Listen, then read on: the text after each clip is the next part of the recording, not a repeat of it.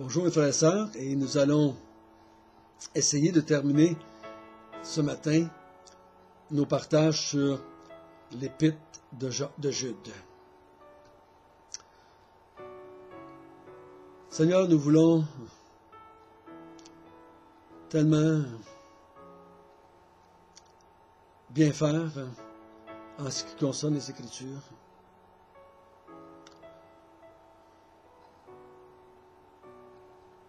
Nous voulons, Seigneur, en tirer la vérité, parce que ta parole, c'est la vérité. Mais on sait, Seigneur, que nous sommes des humains faibles, des humains faillibles. Et on sait, Seigneur, que des fois, on se trompe dans notre interprétation. Mais on te demande la grâce et l'humilité de le reconnaître quand nous le voyons. Et qu'on puisse, Seigneur,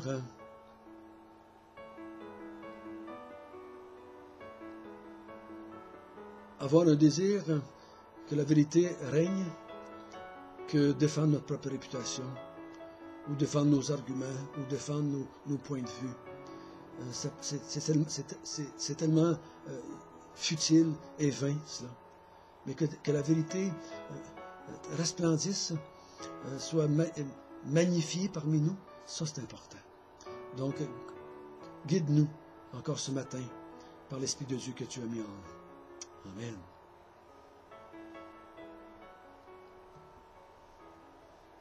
Nous voyons depuis quelques jours que Jude avait à cœur d'écrire à l'Église afin qu'ils combattent pour la foi qu'ils avaient reçue, une fois pour toutes. Cette foi qui était transmise jusqu'à nous par les Écritures. Donc, dans les années 100 après Jésus, on a compilé les différents évangiles, épîtres, on a tout mis ça ensemble et on a fait le Nouveau Testament. Ça nous a été transmis à travers les millénaires, dans différentes langues. Et si vous aviez des vieilles Bibles et des nouvelles Bibles, mettons tout ça en français, vous verriez qu'il y a des différences dans la traduction. Mais l'ensemble du message est resté le même. Donc, Jacques dit, combattez pour garder la foi. Et mes frères et sœurs, il est plus important de garder la foi que n'importe quoi d'autre dans notre Église. C'est plus important que la musique, que les chants. C'est plus important que le bâtiment. C'est plus important que nos constitutions. C'est plus important que nos écoles du dimanche. C'est plus important que nos bâtisses. C'est plus important que tout ce que vous avez dans nos églises. Le plus important, c'est de garder la foi. Parce que si on ne transmet plus la foi, il n'y a plus de salut possible pour personne. Quand une église cesse de transmettre la foi, transmet une fois pour toutes par les apôtres, il n'y a plus de salut possible. Plus de salut possible pour personne. Parce que le salut est possible seulement quand l'Évangile est prêché. Est-ce qu'on a la même foi que ceux qui nous ont transmis la foi des années 50? Est-ce qu'on a la même foi que ceux qui nous ont transmis la foi des années 1900, quelque chose, ou bien 1850? On a-tu la même foi que le Père Chéniky, mettons? On a-tu la même foi que Luther, que Calvin? On a-tu la même foi que Jérôme, que Saint-Augustin, ou les autres grands hommes de Dieu? C'est important. Parce qu'on a vu jusqu'à date que ceux qui ne gardent pas la foi sont destinés au jugement éternel et ils vont être destinés aux ténèbres et au feu éternel. Maintenant, à partir du verset 17 que nous allons lire, il va nous parler de façon positive. Comment faire maintenant? Là, jusqu'à date, il nous a exhortés à faire attention et ne pas s'éloigner parce qu'il y a un jugement qui va nous atteindre si on s'éloigne. Maintenant, il va aller du côté plus positif. Pour vous, bien-aimés, vous édifiant vous-même sur votre très sainte foi et priant par le Saint-Esprit, maintenez-vous dans l'amour de Dieu en attendant la miséricorde de notre Seigneur Jésus-Christ pour la vie éternelle. Reprenez les uns, ceux qui contestent. Sauvez-en d'autres en les arrachant du feu. Et pour d'autres encore, ayez une pitié mêlée de crainte, haïssant jusqu'à la tunique souillée par la chair. Or, à celui qui peut vous préserver de toute chute et vous faire paraître devant sa gloire irréprochable et dans l'allégresse, à Dieu seul, notre Sauveur, par Jésus-Christ notre Seigneur, soit gloire, majesté, force et puissance, dès avant tous les temps, et maintenant, et dans tous les siècles. Amen. Il dit, bien-aimé, il dit, voici qu'est-ce que vous devez faire. Édifiez-vous sur votre sainte foi. Le mot édifier veut dire bâtir. Il dit, bâtissez sur votre sainte foi ce que vous avez déjà reçu. Prenez ce que vous avez reçu des apôtres et encouragez-vous, instruisez-vous, édifiez-vous avec cela. Donc il dit, prenez pas la philosophie du monde.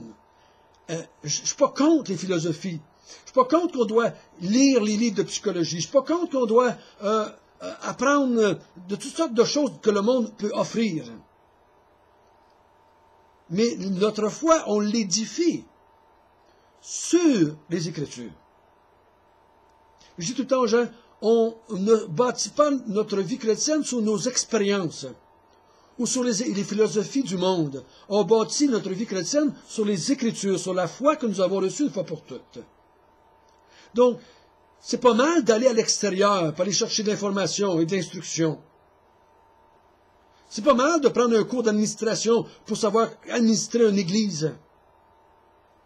Mais quand nous voulons s'édifier, nous devons aller à la Bible. Et nous devons regarder quel principe des Écritures sur laquelle nous basons notre vie. Où est-ce que tu as pris ça dans les Écritures? N'oublions pas de demander ça à ceux qui parlent, ceux qui enseignent, aux gens qui nous disent de faire ce que Dieu a dit de faire. Où est-ce que tu as pris ça dans les Écritures? Et faites bien attention qu'on ne vous cite pas un texte hors contexte. Allez chercher le contexte et étudier et chercher. Comparer avec d'autres. D'être certain que ça vient bien des Écritures. Il dit prier par le Saint-Esprit. Qu'est-ce que ça veut dire, ça? Soyons pas trop mystiques ici. Là. Il y en a qui sortent toutes sortes d'affaires par rapport à ça. Pour moi, je crois que prier par le Saint-Esprit, ça veut dire on est conduit par l'Esprit pour prier. Et l'Esprit va nous conduire comment? Par les Écritures qu'on connaît. Le Saint-Esprit ne peut pas nous conduire autrement. Faites attention à ces petites voix-là à l'intérieur là, qui vous disent Dieu me dit, Dieu m'a montré, Dieu m'a conduit. Dieu va vous conduire par les Écritures. L'épée de l'Esprit, c'est la parole de Dieu. Donc l'Esprit va vous conduire par les Écritures. L'Esprit de Dieu va vous aider à comprendre. Donc il dit quand l'Esprit vous montre, priez par l'Esprit. Que vos prières soient basées sur les Écritures. Ce que l'Esprit va vous montrer, ce que l'Esprit va vous faire comprendre, priez cela. Ne priez pas vos passions. Ne priez pas vos convoitises. Ne priez pas vos attentes. Ne priez pas vos rêveries. Ne priez pas vos sens que vos sens désirent. Priez ce que cet esprit va vous montrer dans les Écritures. Et ensuite au verset 21. Maintenez-vous dans l'amour de Dieu. Maintenez-vous dans l'amour de Dieu. Frères, sœurs, Dieu nous aime. Maintenons-nous là-dedans. Dieu ne vous en veut jamais. Dieu ne vous regarde jamais avec des gros yeux. Dieu n'est jamais à côté contre le mur en tapant du pied et en disant « Je te l'avais bien dit, hein? » Dieu n'est pas comme ça. Dieu n'est pas comme ça. Il dit, maintenez-vous dans l'amour de Dieu. Dieu vous aime. N'oubliez jamais ça. Quand des gens veulent vous faire douter de l'amour de Dieu, à cause que vous n'êtes pas assez saints, vous, mes frères et sœurs, maintenez-vous dans l'amour de Dieu qui s'est révélé à la croix en Jésus-Christ. Dieu vous aime. Dieu vous aime en Jésus. Gardez-vous attachés à cet amour-là. Enrobez toutes les doctrines que vous étudiez dans l'amour de Dieu. Enrobez tous les commandements que la parole de Dieu vous dit dans l'amour de Dieu. Comme on enrobe une cuisse de poulet dans la panure. Enrobez tout ce que vous entendez dans l'amour de Dieu. Oui, il me demande de faire ça, mais il m'aime, le Seigneur. Il m'aime. C'est pour ça qu'il me le demande. Et si je tombe, il m'aime encore à cause de Jésus-Christ, parce qu'il m'a pardonné. Si je ne comprends pas tout, il m'aime quand même.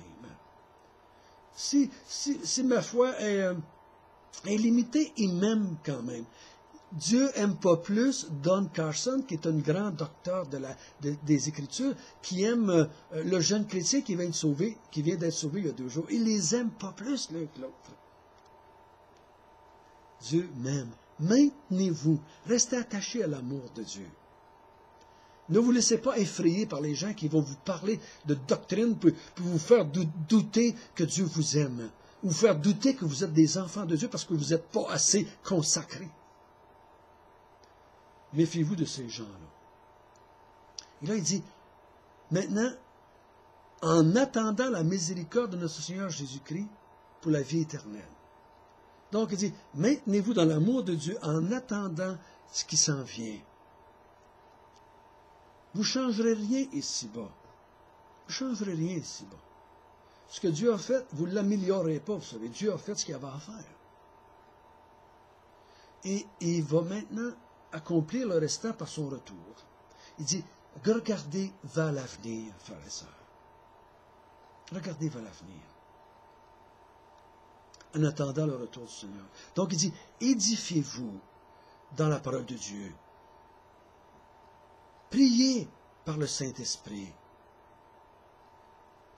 Il dit, maintenez-vous dans l'amour de Dieu. Et il dit, en attendant sa miséricorde, là, maintenez-vous dans l'amour de Dieu.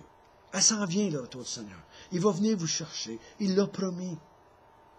S'il y a des gens, comme dans l'Épître de Pierre, qui vous disent qu'il ne reviendra pas, gardez son retour en esprit, dans votre esprit. Il s'en vient. Il s'en vient.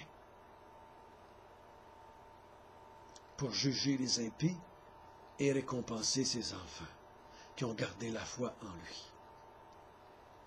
Puis là, il dit au verset 3, réagissez. Reprenez les uns. Ceux qui contestent contre quoi? Contre l'enseignement des apôtres. C'est ça le contexte. Ils ne contestent pas contre la musique, là. Ils ne contestent pas contre le repas du Seigneur qui est fait d'une façon ou d'une autre. Ils ne contestent pas contre l'heure de la réunion ici, là. Non, non.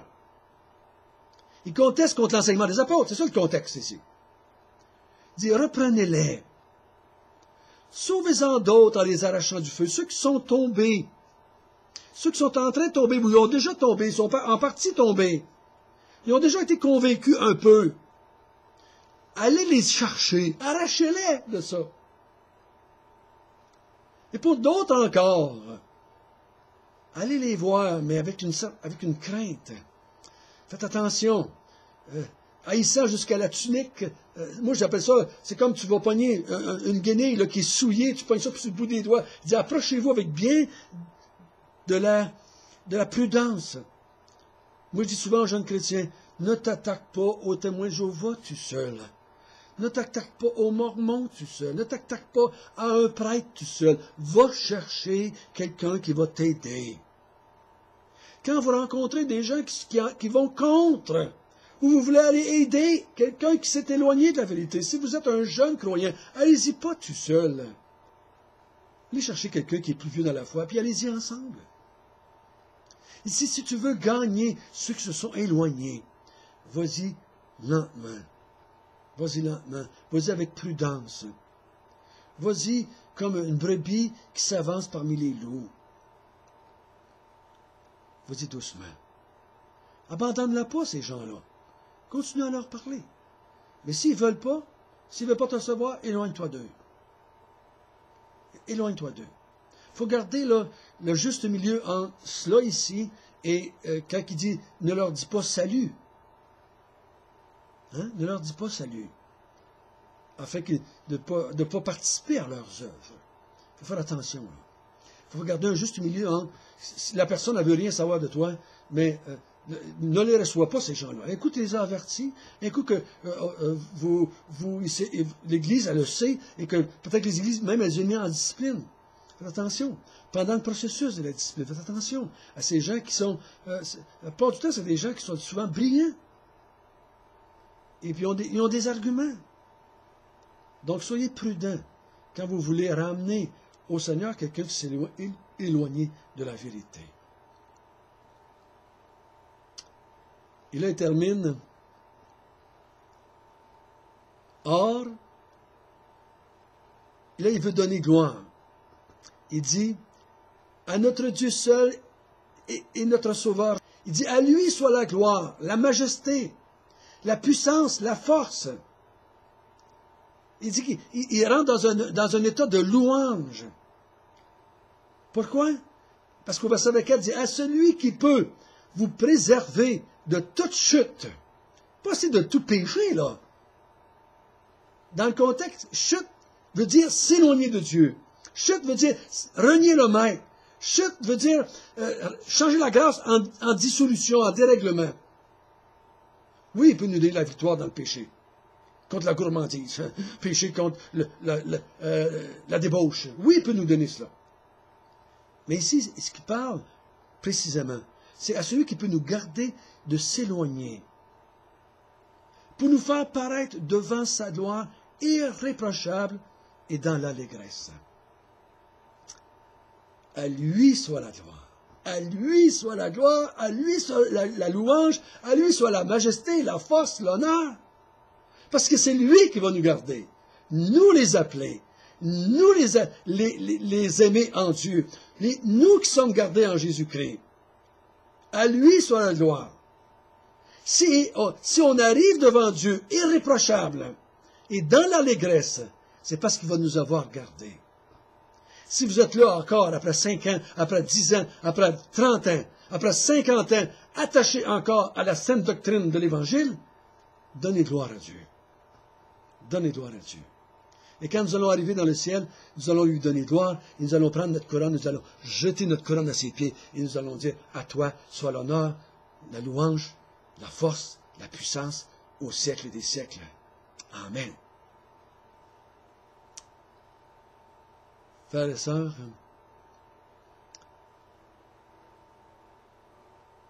si à un moment donné vous êtes découragés, que vous avez envie d'abandonner la foi, rappelez-vous Jude. Et ce qui vous attend, c'est la destruction. Mais il dit, s'il y a des gens qui veulent vous éloigner, éloignez-vous d'eux. Si vous êtes capable, essayez de les aider à garder la foi. Et si vous gardez la foi, ne soyez pas orgueilleux. Louez le Seigneur, parce que c'est lui qui l'a fait. Notre Père du ciel, merci. Merci de cette belle épître qui nous a encouragés. Et nous pouvons dire ce matin, pendant qu'on lit cette épître et qu'on l'étudie, qu'on la médite, nous te rendons l'honneur, la louange, la gloire. Parce que c'est toi qui nous as gardés jusqu'à ce jour dans la vérité. Et c'est toi qui vas nous garder. Nous comptons sur toi. Nous prions par l'Esprit de garder tes enfants dans la vérité. Donne-nous du discernement quand nous lisons, quand nous écoutons. Donne-nous du discernement. Donne-nous la grâce de prier pour ceux qui enseignent dans nos églises, afin qu'ils conduisent le troupeau de Dieu dans la vérité. Donne à ceux qui enseignent l'humilité. Donne-leur la capacité d'écouter ceux qui peuvent venir à eux pour leur dire, peut-être tu t'es trompé.